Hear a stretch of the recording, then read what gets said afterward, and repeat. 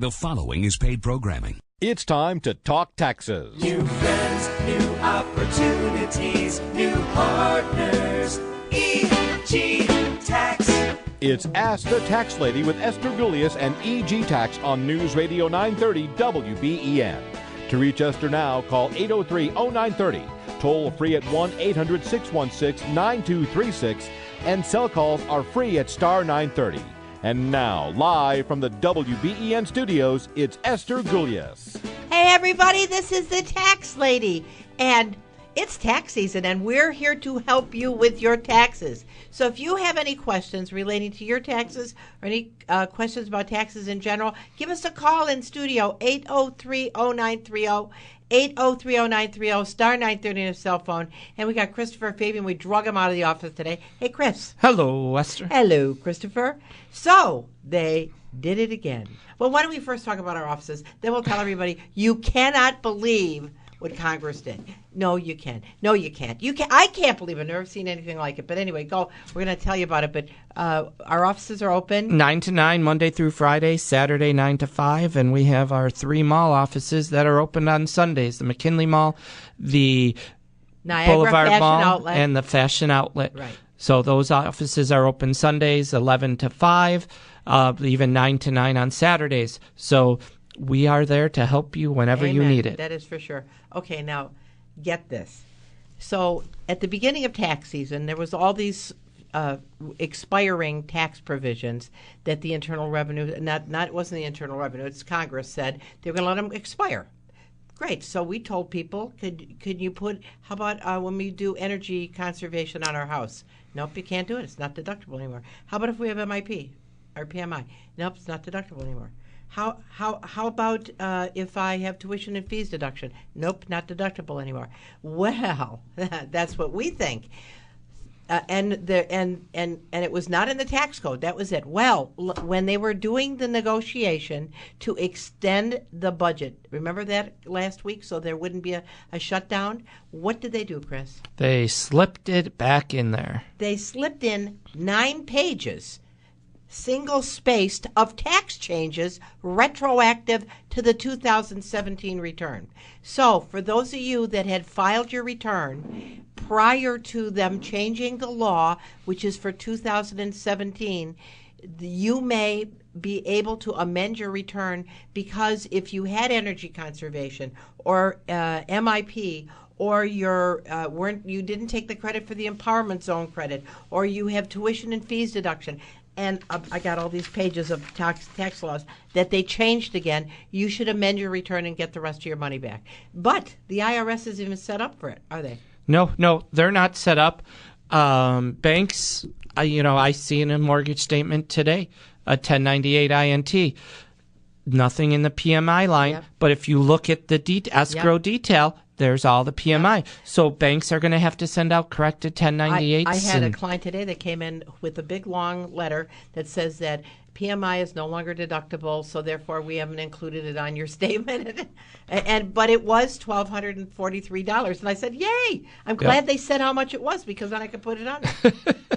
So it's just crazy. But so that just shows with the permanent tax laws that they changed, permanent in quotes, it's not permanent. And who knows what else can happen with, hopefully they go back and change the employees' business expenses. These Congress people realize that their constituency is not happy with what they phased out, so they're sneaking them back in. And that's great, but it's very hard to plan for next year when they keep changing the tax law. And this year. Yep. Well, if you have questions for us, give us a call here, 803-0930, 803-0930, star 930 on your cell phone. We know you got questions. Give us a call. That's right.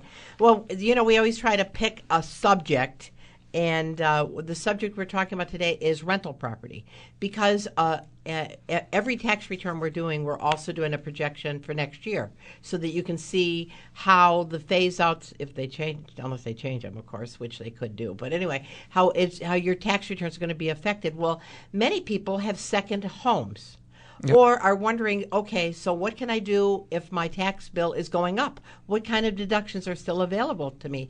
And it looks to me like when they were rewriting the tax law that they were saying we highly favor businesses, but the employment deductions have gone away. But if you're in business, boy, they rolled out the red carpet for you. So the simplest business that people can do if they're looking for a new tax shelter going forward would be rental property. Right, depending on your income. Right. I mean, I hate to say that, but if they kept the $150,000 income limit there for losses, to being able to claim them, you got to be careful. And but again, I know what that's you're something- saying that's, with that's rentals. something we don't know whether whether they're saying the passive loss is eliminated in 2018 or not. But I'll give you an example here. Let's say that you have rental property. You have property in North Carolina. Next year, you cannot deduct your mortgage interest on that property and your probably total, not your property taxes. and probably not your property taxes, because all taxes, your state withholding, your property taxes in all forms, sales taxes, cannot come over $10,000. So that means if you had originally thought, well, we have this lovely vacation home and at least I get to deduct my property taxes and mortgage interest, bah. So looking at turning it into a rental property may be a really good thing for you to do. Yep. Right? Definitely. So, or maybe you got a kid in college. Buy a rental property Right. by the college. Or forget even just doing it for a tax loss, just doing it for investment purposes because of the pass-through, So when you take a look at a possible great tax deduction in the future, we have to modify what we've been looking at and move to something else, right? I'm Esther Golias, the tax lady from EG Tax, 8030930, 8030930, star 930 on a cell phone. We're talking rental property, we're talking taxes, we're talking about the things that we thought weren't deductible that they just made deductible again on Friday. Give us a call in studio, 8030930, 8030930, star 930 on a cell phone. We'll be right back with your phone calls.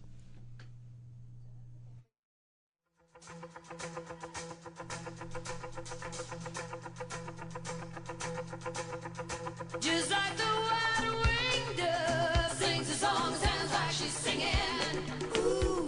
Ooh, I'm Esther Golias, the tax lady from EG Tax. We got 33 offices locally open, 9 to 9, Monday through Friday, 9 to 5 on Saturday, 3 mall offices open on Sunday because we need some rest, right? But, if you have a question, you can go to our website at Ask the Tax Lady, and you can email me your questions. I'll answer you right back. Those of you who've done it know that I answer the questions right away. So you can do that. You can call our offices. We have real people and real phone calls that you can make if you have tax questions. And again, if you have questions right now, 8030930, 8030930, star 930 on a cell phone. And Ed has been so patiently waiting from Tonawanda. Hey, Ed, how can we help you, sir? Yes, Esther, I have a question relative to energy savings investments. Yep. Where would you claim that? On what form? Wait. You're saying energy savings investments? Like an energy improvement in your home. Oh, okay. So I don't even know about anybody else's software, but our software still had it available that we could put it on. Right. It's the Form 5695. And I don't know if it's on store-bought software Right. or not. But I don't even believe right now, Ed, that the IRS is set up to take this recent change last week. But like Chris says, you would get that form. If you've used software, maybe your software company, you can dial into them, email into them, and find out when they're going to make it available. But you would do an amended return, so you're going to do a 1040X and put that on there if you've already filed. I'm calling about this 2017 return, Esther. Yeah, so am I. Oh, okay. It wasn't deductible till last week, Ed. They told that when people wrote the software for doing energy conservation, it was not allowable. Last week, in the budget negotiations, they made it deductible again for this year. And it's new windows, doors, furnace, insulation. Right. Yeah, insulation is what I'm Right. talking about. Yeah. So did you say that was form number 5695, Esther? Yes.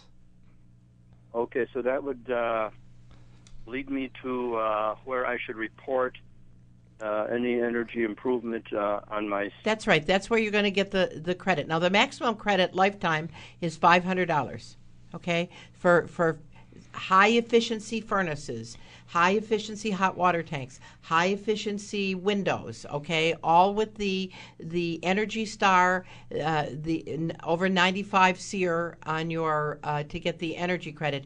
Again, this was not deductible until last Friday, retroactive to 2017. So if you've already filed your return, you'd have to file an amended return. If you haven't filed yet, make sure your software will support it because it just wasn't there till last week. Okay, thanks a lot All right. for getting me out on that. All right, thanks, Ed. I'm Esther Gulius, a tax lady from you have no idea. I've been in the tax business for a long, long time. I've never seen them A change this late. in the middle of tax season. December 31st, I think, was the latest that Ever I've seen. before. Yep. But to have it in the middle of February, it's just bizarre. So if you've already filed, there's like 9 pages of tax law changes that they made retroactive to the beginning of 17. A lot of them are very convoluted. There are things like extension for classification of certain racehorses with 3-year class property. So it's a lot of that stuff. But the meat and potatoes would be tuition and fees, MIP, empowerment zone credits, energy credits, and those would be things that I think most people would be looking for. But here's the thing: if you did that thing, if you have energy credits that you want to put on your return and you find out that form is not available and the form number again is 5695, then you want to check with your software company and find out when they're going to make that form available. Okay? All right, let's go back to the phones. And again, 8030930, 8030930, star 930 on a cell phone. Tony from Orchard Park. Hi, Tony. How you doing, Esther? I'm good. Question. On behalf of my son, he's a college student, and he works.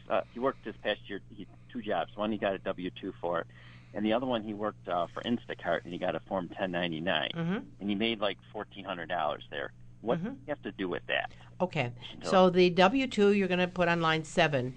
The Instacart you can do on a Schedule C or CEZ. And since he was driving around, and by the way, Instacart feeds me all the time. I use Instacart to get food from Wegmans all the time. But you would do a C or a CEZ, and he's going to reduce the money that he got in the 1099 by the travel that he incurred going to the grocery store to pick up the stuff and delivering it to the people's houses. So I'm assuming that would be the only expense that he would have incurred. Right, Tony? As far as I know, yeah. The only other thing is he bought a couple of miscellaneous things for his car, like to mount his phone so that he could... That's good. So that would all go on his Schedule C. And so on the bottom line is what's going to become taxable. Okay. All right. All right, then. Sounds simple enough then. All right. All right. Thanks, Tony. Sure. All Bye-bye. Just make sure, Tony, if that kid is in college, if he's under the age of 24... and he's been in the first 4 years of continuing education, college education, that you don't have the child claim the education credit on their return unless it is in the child's best interest. But in most cases, 99% of the time, it would not be. And not if this child, like you said, made maybe $2,400, there's no way. Yeah, that's right. So what happens, I did a tax return the other day, and my client said, well, my son... he's my son. He's in school, and he already did his own return. And I said, did he claim himself? And he said, gee, I don't know if he claimed himself. And I said, I bet you he claimed himself. And he said, but, shouldn't he claim himself to get the education credit? Well, the bottom line was he brought in the return. Sure enough, the kid claimed himself, so it rejected on his return. Yep. So we have to do a paper return for the dad. But the kid made $3,000, so it made no difference that he claimed himself. But the dad would have lost $2,900. I mean, not a deduction of $2,900. And that's just on the federal. Real money of $2,900. So I amended the kid's return, amended dad's return, put the kid on dad's return, did all the American Opportunity Tax Credit, and that's what happens all the time. So that's why that gentleman wants to make sure that he doesn't give the kid the AOTC if the kid has very low income or is under the age of 24, because you should really look at it on your return first, right? Okay. I'm Esther Gulius, the tax lady from EG Tax. We have all of our offices open 9 to 9 on Monday through Friday to help you, 9 to 5 on Saturday. 3 mall offices to help you. Our website is open, and our app. We've got a great app out there. EG, go to the App Store or Google Play, look for EG Tax Service, and we have great apps. We have people using our client portal through the app to send us their stuff for getting their taxes done. It's so cool. We have a client in Florida, downloaded the app, put all of his stuff through our portal, which is a secure portal, sent it through the internet. It came into his own folder at EG Tax that we had from last year, and it was wonderful. So, you can have it done professionally with us interviewing you, and with all peace of mind, and you can use our EG Tax app. And it's free. Definitely. Right? So you go to the App Store, EG Tax Service. Because I put EG Tax and I couldn't find it. We're not like the people supplying iPads to prisoners. We're not making money in the back end. I'm Esther Gulius, the tax lady, 8030930, 8030930, star 930 on a cell phone, and we're going to go to Alan in Cheektowaga. Hi, Alan. How can we help you, sir? Hi, good afternoon. Question about a K-1 form. Sure. My wife just inherited some money, and we're waiting for the attorney to issue a K-1 form.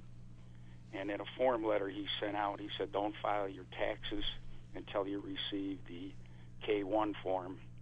And as of this date, I have not received it yet. But I guess my basic question is, the estate that she inherited, is that figured into your income tax as ordinary income? Okay, well, a K-1 kind of is a summary sheet of all the transactions that would be distributed to your wife or the heir. And some of it might be interest, some of it might be dividends, some of it might be capital gains, some of it, on a K-1 might be self-employment income if it's the right kind of K-1. It could be the 1099. Right. I mean, it could retirement. Be a host of many things. So until you get the K-1, which will probably be more interest and dividends than anything, wouldn't you think, Chris? Yep. And maybe termination interest deduction. You really can't tell what it's going to be. So, I mean, it could be a pension distribution that was given to the estate that's now going back to the heirs. So that is going to be a summary of all the things that were attributable to the estate, the fiduciary, that's being transferred over to the heir. And then when you get it, it just gets applied to whatever portion of the return that the item is, like interest, dividends, pensions. I know that doesn't help, but you'll get it, and when you see it, They have till March 15th to prepare that return. Check, and I didn't know whether it was taxable or not. But oh, yeah. They wouldn't be sending you a K-1 unless it was taxable. Okay. There might be a deduction on there, too, because there's many things. It can be like 60 or 70 different items that are on a K-1. So based upon the line that it's on, that's the line it'll direct you to where it goes on your personal return. Okay. Okay? Thank you very much. All right, thanks, Al. And I'm sure a lot of listeners are going, how's it fair that we're paying tax on this money? I thought inheritances were tax-free. Well, it's believe it or not, a lot cheaper for individuals to claim that money on their tax return than having the estate, because the estate, what is it, right away after like $12,000, they're at 39%, That is where absolutely true. individuals, they might be at 15%. Yeah, a lot of people will set up trusts, right? And because they want to protect their investments, maybe assets for a nursing home. But a trust, which is a fiduciary, pays at a much higher rate at a very short window. So if you can distribute to the heirs, which this is going to happen with this gentleman, they're going to pay at a much lower rate. Right? Yep. I'm Esther Gulius, the tax lady, 8030930, 8030930, star 930 on a cell phone. We're going to quickly go to Sam. Hey, Sam. Good afternoon, Esther. Hey, what's happening? I've got I'm in the process of selling an income property, and if I take the proceeds, will I avoid the capital gain if I reinvest that in another piece of property? Okay, well, I'm going to start this, and then we're going to break for news. Can you hang on to the other side of the news? Sure. All right. So the first thing you want to do is it already sold? It's in contract. All right. So wouldn't you suggest him call Russ Gullo? Yep. Sorry, lost my voice for a sec. Yes, you want to call Russ Gullo. You want to do a 1031 exchange, which would postpone the gain. Otherwise, if you take the cash and then go buy one yourself, then you would pay tax on that gain. Yeah, so that's what we want to talk about. So if you hang on to the other side of the news, then we can explain what you need to do, Sam, because if you do a 1031 exchange, because it sounds like you want to buy another house, you basically have your purchaser buy the house, you exchange it for the place that you want to buy. Your basis from the old property goes to the new property, and you avoid all those taxes altogether. So we're going to take a short break for the news, and we'll be back on the other side with Sam.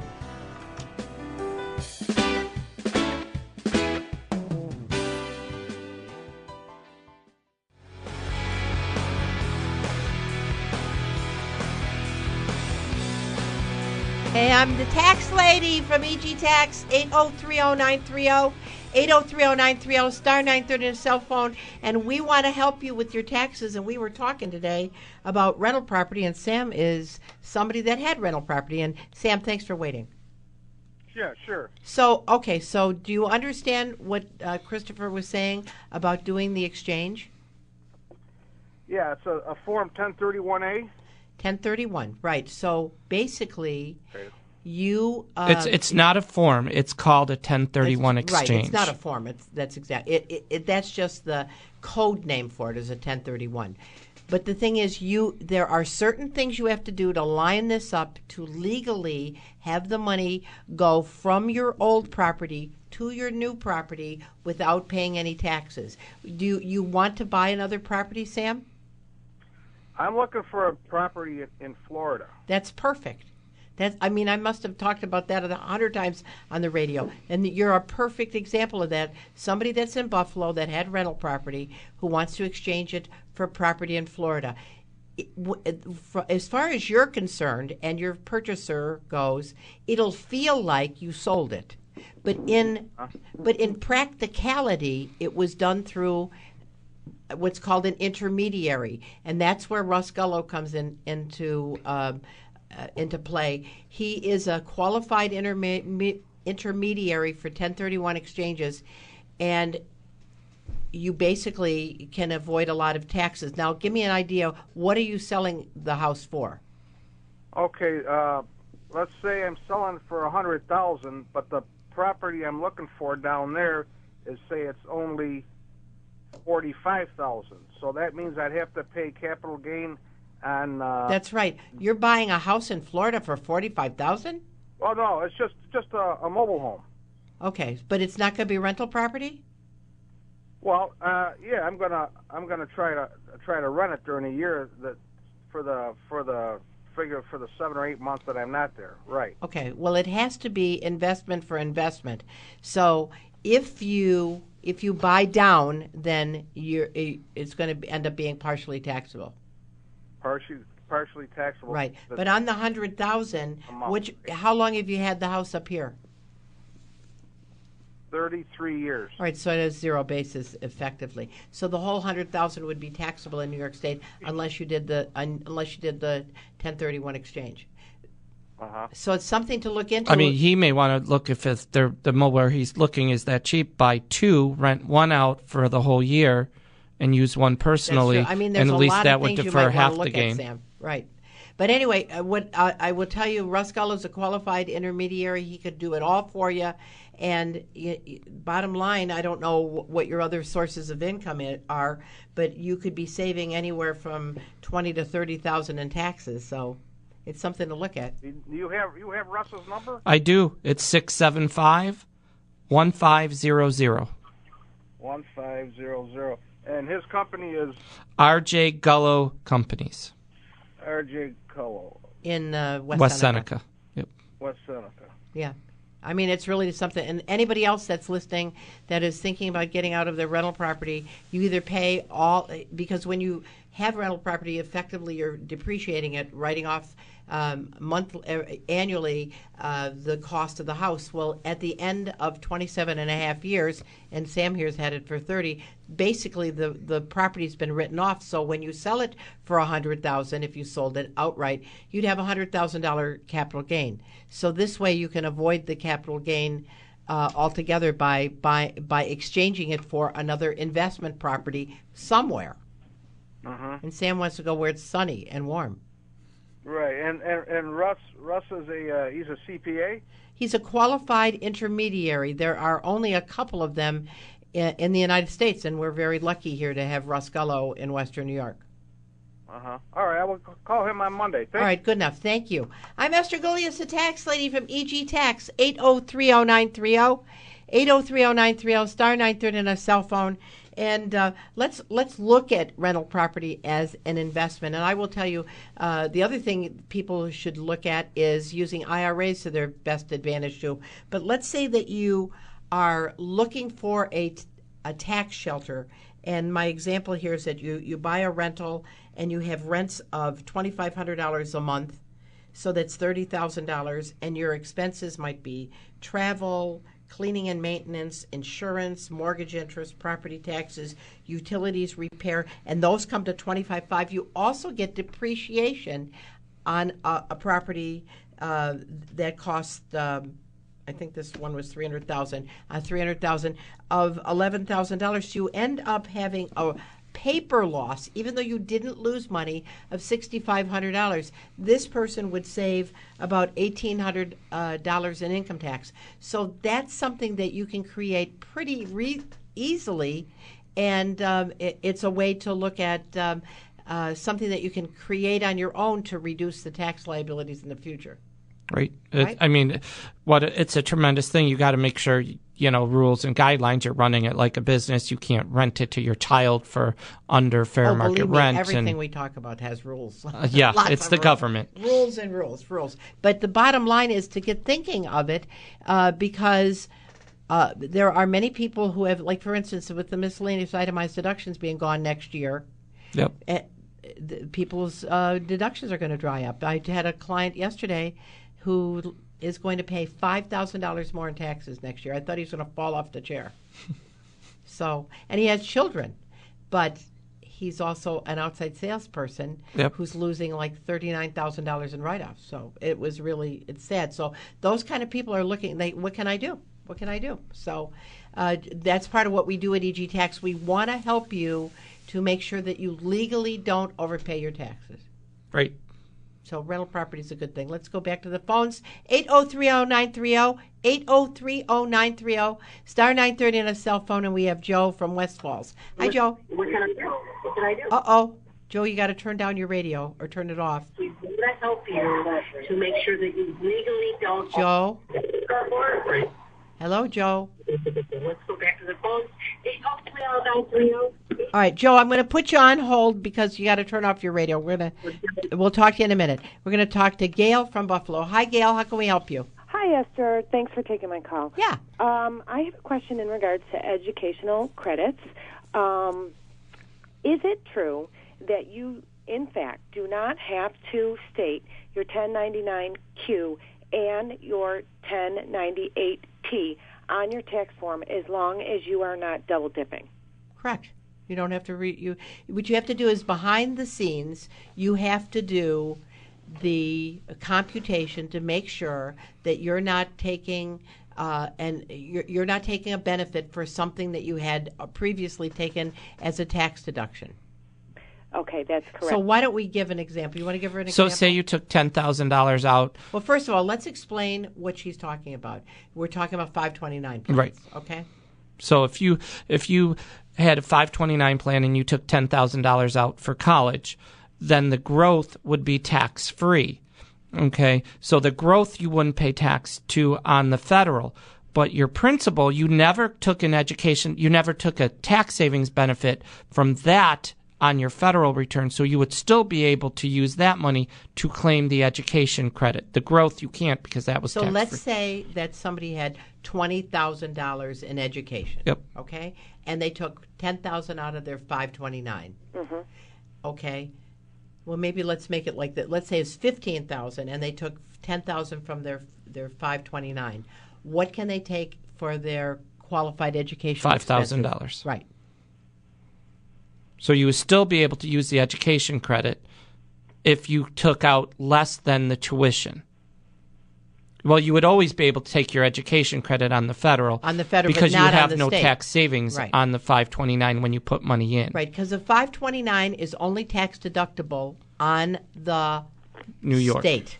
So if you had $15,000 in education, and let's say, for instance, that you're doing lifetime learning, you could still take the whole $15,000 on the federal. On the state of New York, however, well, there would be no deduction lifetime learning there. But if you were doing AOTC on the state of New York, you'd be limited to the 5 because there was the deduction that somebody could have taken for the 529 on New York State. So you actually, behind the scenes, have to do a computation, one for the federal, one for the state. Okay. I know we just confused you. You did. Let me just put it to you this way. Put it to me this way. Okay. Okay. So the 1098 is at $10,000. Let's just say. All right. For 1098T. That's the education. AT is at $10,000. Yeah. My 1099Q came at $5,000. Okay. Okay. My educational expenses come up to $12,500. Okay. Am I eligible for the AOTC? What year of school are you in? Or your child. First year. Pardon me?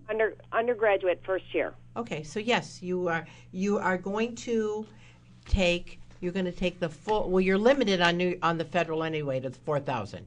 So you're going to do 4,000 on the federal. On New York State, you said you got 5 on the 529 plan. You're going to take. You're going to have 5,000 on the state of New York. That's it. So you have 10 on. You're going to actually have 4 on the federal because you're limited to 4, and 5 on the state. Okay, but I still get that American credit. Yes. Okay, wonderful. I just wanted to make sure I did it right. All right. Thank you. Thanks, Gail. Bye-bye. I'm Esther Gulius, the tax lady from EG Tax with Christopher Fabian, and we want to help you. So if you have any questions, 8030930, 8030930, star 930 on a cell phone, and we got Joe. who's Let's next? try Joe again. Joe. Okay. Hey, Joe. Oh, I'm sorry about that. That's okay. It just was echoing in the background. So what can we help you with, sir? Question is, I bought a whole house generator last year. Okay. Is that going to be, can I deduct that on my energy audit? Under energy credits, no, that's not an energy conservation unit. That's something to help you in case your power goes out. It's not used to help save energy in your house, so no. Okay, thank you very much. All right, thanks, Joe. Poor Joe, I had to wait All that long. And we said no. But you Yeah. know what? He's like the 5th person that I had to say no to that this year. You know, it's really interesting because people will say, "Oh, and don't forget, I put a new roof on." Okay, and we built a new garage, and people confuse capital. I have a capital expenditure and the energy credit. When somebody gives you a capital expenditure certificate, that means that you're doing an improvement to your house and you don't have to pay New York State sales tax on it. It is not a deduction on your federal return. Correct. So they're two different things. All together. I'm Esther Gulius, the tax lady, 8030930, 8030930, star 930 on your cell phone, and we're going to go to Mr. Jim. Hi, Jim. How can we help you, sir? Hello. Hi. Hi. Hey, I heard your example on investing in rental properties to reduce your tax burden. Yeah. And you gave an example of $300,000 depreciated over 27 and a half years, and what the tax savings would be. Yep. The thing that you may have left out is don't you only deduct the improvements and not the value of the land? Oh, not the, I was just kind of 300,000 depreciable basis. Okay. Okay, so but if you bought property for 300,000, Then you have to reduce it by the land value. right? Okay, and secondly, don't you lose your ability to take tax losses on property? Doesn't it phase out based on your income? At 100,000 to 150,000, there's a phase out under the old law. I will tell you, the jury's out under the new law, because nobody's addressed that, and everything seems to be pointed, from what I've read, to allow people to take pass-throughs on rental property. So it looked to me that REITs now are going to be deductible. So it looks to me like they're going to be lifting that, but that part I don't know. But if somebody had income of 110, they would still be able to get up to 20,000 of their passive losses. And my example here was a $6,500 loss. Okay. Okay. So what I've been doing is, if I have a big income year from bonus, I'll try to match that up with selling a property so I can take all of the deductions in that year to neutralize the income. Well, that's good that you would do that kind of planning. I think that's really where I'm at. I just think that people need to tax plan. And I don't even think people have even put on their kind of, what am I going to do now that a lot of the itemized deductions are taken away? And that's why I wanted to give people the opportunity to start thinking outside the box, because there are ways to create some really good investments that have tax-favored results. So good for you. Yeah, I agree, and I hope what you're thinking on the tax deduction not being phased out with the new tax law, becomes available. Well, I would tell you, take a look. When I was reading all the changes, real estate investment trusts, which would have been passive, right? The same law that eliminated the deductibility of a rental loss over 150,000 was the same thinking on passive investments. Well, now they're saying that if you're an investor in a REIT, you can do the pass-through. So that's why I thought, I wonder if they're not lifting this limitation on the $150,000. Wow, that would be big. Wouldn't that be great? That'd be great. Well, thank you very much. All right. Thanks for calling, Jim. I'm Esther Gulius, the tax lady from EG Tax, 8030930, 8030930, star 930 on a cell phone. And unfortunately, they passed the law, and then they changed the law, but they passed the law, and right now somebody must be fine-tuning what they passed, because I haven't seen anything past what was talked about at the beginning. Yeah, right? This is just crazy this year. Okay, let's see. We'll go back to the phones. 8030930, 8030930, star 930 on a cell phone. Hey, Bob, how can we help you, sir, from Delavan? Hello. I have a question on the state tax. Yeah. The last 2 or 3 years, they had a family tax relief credit, $350 for those on the IT 114 for those. Yep, and that's gone this year. Okay, that was my question. I didn't see it on there. I make out my daughter's, and she had used it the last 2 or 3 years because she has kids under that, in between that range. So there was nothing listed in the changes, but I assumed it was gone. But I thought I'd check with you. Yep, it is gone. Okay, thank you very much. All right, thanks, Bob. But, the other thing I wanted to mention to people is the state of New York started last year, maybe the year before, but especially last year, that if they didn't like what you put on your tax return, like maybe you put on a dependent exemption and the child was over the age of 24 and disabled, they would just eliminate that from the refund. And then it would be up to you to pursue them to prove the deduction. Or maybe the state of New York said, we're not going to send you your refund at all until you prove your itemized deductions. And what I've been seeing this year is clients that have been coming in and said to me, one client yesterday said, and he's a minister, and so he gives $20,000 to his church. He does. They weren't going to issue the refund till he proved his itemized deductions. And he said, I was busy. We were moving. We had to move the sanctuary, and he says I just never dealt with it. And I said, well, they're going to hold it up again this year. You can bet your bottom dollar. So if that's happened to you, and they've held up your refund, or they haven't given you your refund, you need to deal with that, or don't ignore them. They'll just keep doing it. That's right. I have a client. She came in yesterday. For the past 3 years, she had to keep proving how much she spent for childcare. And that's Right. what they're going to keep doing. They're going to hold up her credit, that part of that refund, until she sends in all Until you her... do it. So you just it's not fun. You just grin and bear it and prove it, because once you prove it, then they're good. Like I had a client that has a disabled son. He's 32 years old, and they got an earned income credit because they were working, and they had a disabled child, which was a qualifying child for the earned income credit. Federal government, no problem. State of New York, they disallowed the earned income credit and disallowed the child, and so my client had to prove that this was a disabled child. They had the Social Security disability statement, that they had the letter from the doctor that said that the child was totally and permanently disabled. Finally, it took us a year, but they got it back, and they've had no problem ever since. So if you find yourself in that kind of a pickle, give us a call. We're very happy to help you, but you have to deal with it, right? Yep. I'm Esther Golias, the tax lady from EG Tax, 803-0930. 803-0930, star 930 on your cell phone, and we're going to go to Mike in West Seneca. Hi, Mike. How can we help you, sir? Maybe some good lotto numbers to start with. Other than that, 5, 10. Okay, that's probably better than I picked.